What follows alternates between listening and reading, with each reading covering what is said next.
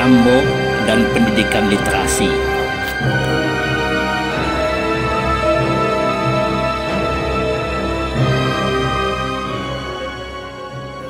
Assalamualaikum warahmatullahi wabarakatuh.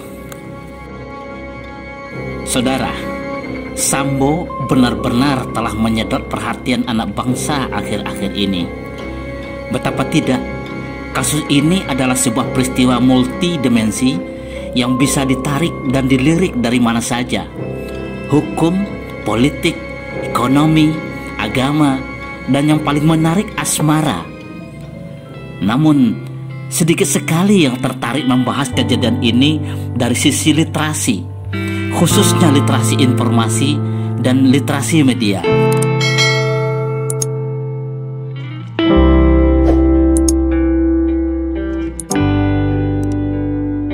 Peristiwa Sambo yang telah menyandra institusi kepolisian negara Republik Indonesia sesungguhnya adalah sebuah pelatihan literasi bangsa yang dinilai memiliki tingkat yang sangat rendah di dunia. Sekurang-kurangnya ada 4 isu, tema, atau topik yang sedang dikuliahkan dan dilatih bagi bangsa Indonesia saat ini oleh peristiwa Sambo. Hakikat literasi, literasi informasi, literasi media, dan literasi hukum.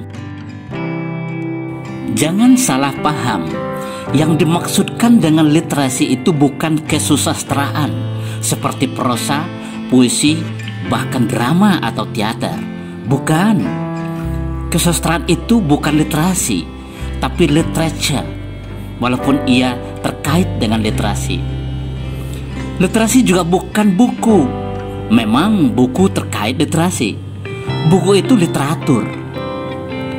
Literasi itu juga bukan pengetahuan atau ilmu pengetahuan. Pengetahuan dan ilmu pengetahuan itu adalah output, hasil dari sebuah proses literasi.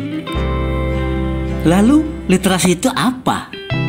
Secara sederhana, literasi itu tidak lain dari kemampuan, kecerdasan, dan kecendekiaan seseorang dalam menciptakan makna, memberikan makna, atau memaknai simbol-simbol, sinyal, atau kode yang dia lihat, dia dengar dan dia rasakan, serta kemampuan memproduksi kembali makna tersebut sebagai informasi baru dengan menggunakan simbol baru.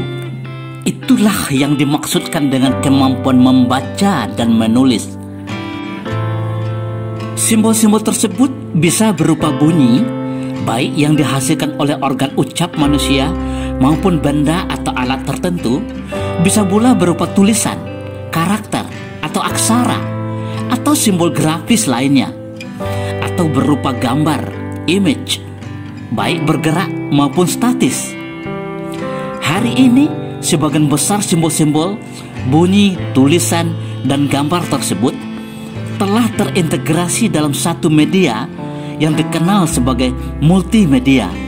Hari ini kita telah dan sedang berada di era informasi, sebuah episode zaman yang memposisikan informasi sebagai komoditas dan kebutuhan hidup sehari-hari. Teknologi informasi telah memerdekakan informasi dari batasan ruang dan waktu. Manusia sudah bisa mengakses dan memperoleh informasi tentang apa saja, kapan saja, dan dari mana saja. Bahkan informasi itu datang mengunjungi manusia dimanapun ia berada. Persoalannya adalah, sudah siapkah kita, bangsa Indonesia, untuk hidup dalam zaman informasi sekarang ini?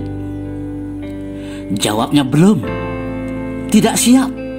Bahkan tidak akan siap kalau gerakan ke arah peningkatan literasi bangsa masih belum di jalan yang benar, belum on the right track. Gerakan literasi yang didengungkan sekarang ini masih sayup-sayup sampai, nyaris tak terdengar karena terlalu eksklusif. Seolah-olah literasi itu hanya kepentingan dan kebutuhan kalangan tertentu saja. Perlu diyakini bahwa literasi itu adalah kepentingan dan kebutuhan setiap orang seperti makan dan minum. Orang yang tidak memiliki tingkat literasi yang baik hari ini sama saja dengan orang yang telah meninggal sebelum ajal. Bagaimana tidak? Mereka bisa diombang-ambing, dibolak-balik, diutak-atik, diperlakukan dan dipermainkan serta diperulahkan oleh media.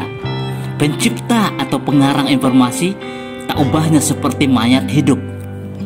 Dalam kasus Sambo umpamanya, tidak sedikit orang yang terbuai secara emosional oleh cerita karangan sutradara Sambo, kisah asmara dan kisah cinta segi empat.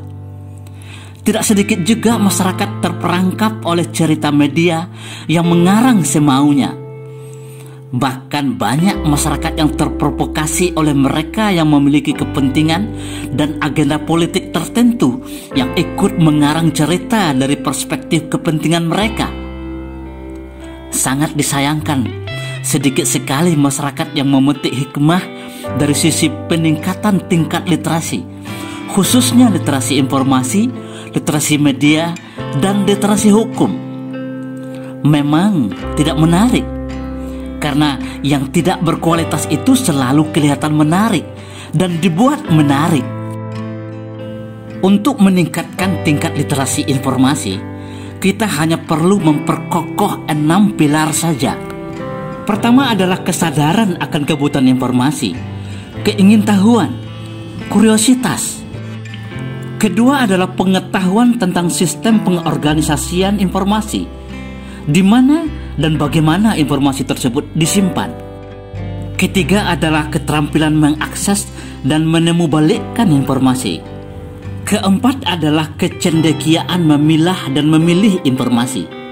Inilah pilar krusial literasi informasi. Kelima adalah kemampuan memproduksi kembali informasi baru yang berkualitas dan berintegritas. Dan pilar keenam adalah integritas terhadap informasi yang diciptakan.